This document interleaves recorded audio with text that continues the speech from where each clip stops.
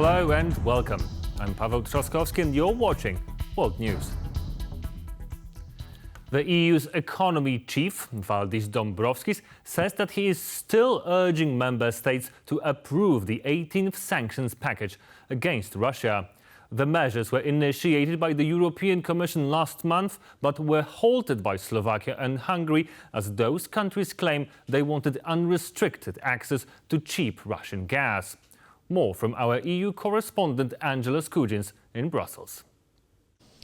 French Foreign Minister Jean-Noël Barrot told French television on Tuesday morning that Paris was leading the charge for the European Union to work with its partners across the Atlantic, that's Washington, to launch another round of sanctions against Russia. He stated that this would be the toughest measures introduced since that country launched its all-out invasion of Ukraine roughly 3 years ago. Now, TVP World put this to the European Union's Commissioner for Economy, Valdis Dombrovskis, at the tail end of high-level finance talks in the Belgian capital. He stated that the EU has always went with the US to continue applying pressure on Russia and that they would continue to do this in the future. However, he stated that the thrust and the most imminent point of those discussions in Tuesday at that high-level finance meeting would continue to be lobbying those 27 EU member states to approve the 18th sanctions package, which was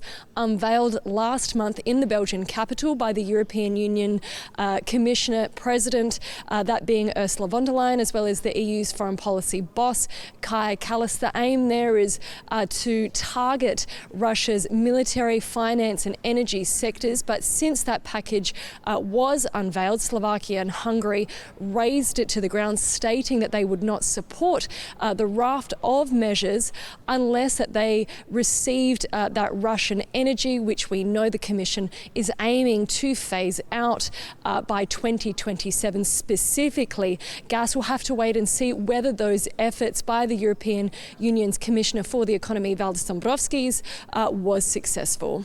Angela Skujins from Brussels for TVP World. And on Tuesday, the EU Council activated what's known as the Defence Escape Clause.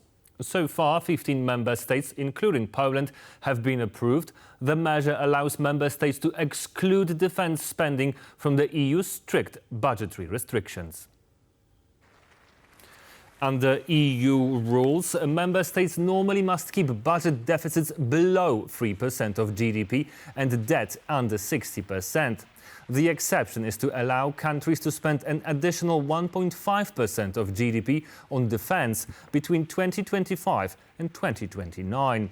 For countries like Poland, already facing excessive deficit procedures, higher defence spending will now be considered when evaluating progress in making necessary cuts. According to EC estimates, the plan to rearm Europe is expected to allow an additional 800 billion euros to be mobilized across the EU.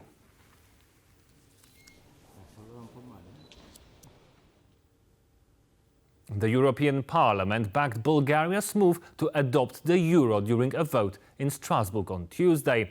The country is now set to switch to the euro on January the 1st next year.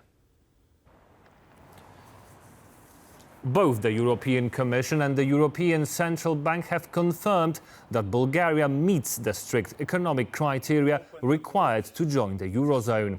Bulgaria will become the Eurozone's 21st member, following Croatia's entry in 2023. However, the journey hasn't been without hurdles. The decision has sparked public protests, with many Bulgarians worried that adopting the euro could drive up living costs and shift financial control to Brussels. Still, supporters believe the transition will strengthen Bulgaria's economy and enhance financial stability. Today in Warsaw, Polish President Andrzej Duda met with his Moldovan counterpart Maja Sandu. During a joint press conference, President Duda said that US President Donald Trump is the only political leader able to end the war in Ukraine using economic and military tools. We would both very much like to see this war, which was instigated by Russia against Ukraine, end in a just peace. But above all, the President of Moldova and I agree that it is absolutely impossible for Russia to win this war. This is a very fundamental issue.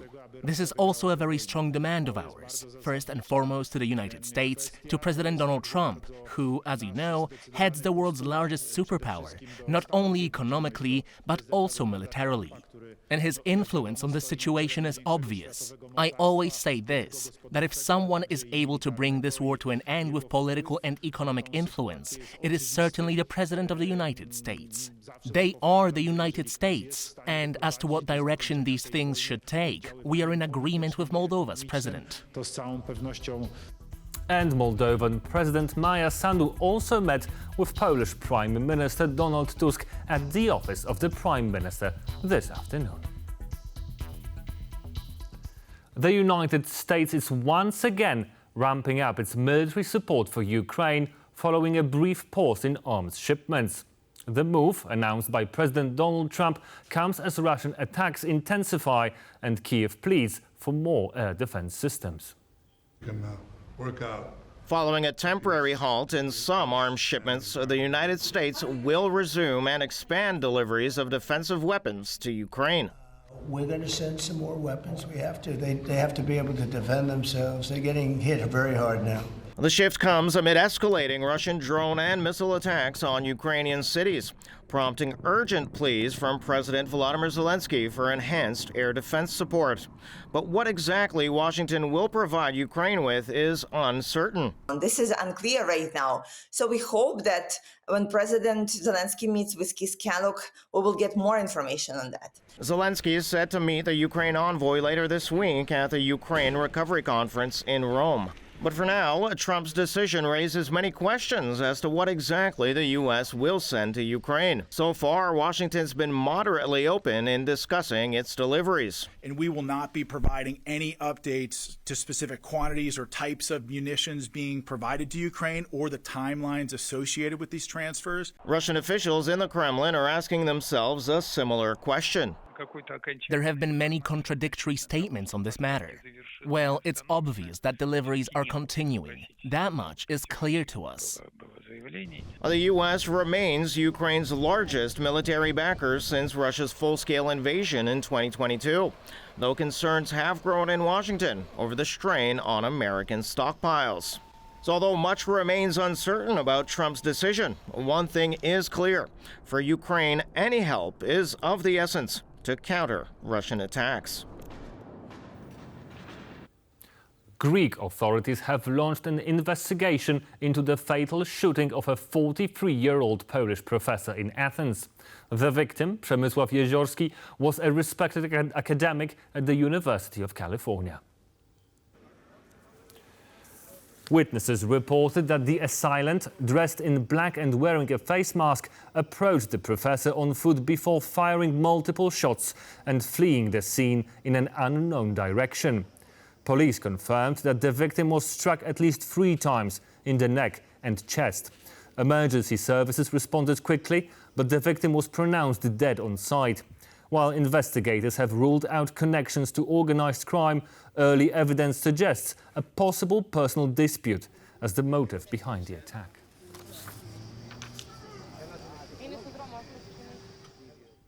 And Poland is preparing its flood reservoirs as the country enters a low-pressure period, bringing intense rainfall, which occurred previously in 2024. The heaviest downpours are expected on Wednesday and Thursday. Over the next 2 weeks, Poland is bracing for significant rainfall, a pattern linked to global warming, which is increasing the frequency of both droughts and heavy rain events. According to Robert Czerniawski, director of Institute of Meteorology and Water Management, the current forecast is most favorable than in September last year, when widespread flooding occurred. However, flood risks still remain, especially in mountainous, foothills and urbanized areas. The heaviest rainfall is expected Wednesday night to Thursday, with some southern regions possibly seeing up to 140 millimeters in just 24 hours.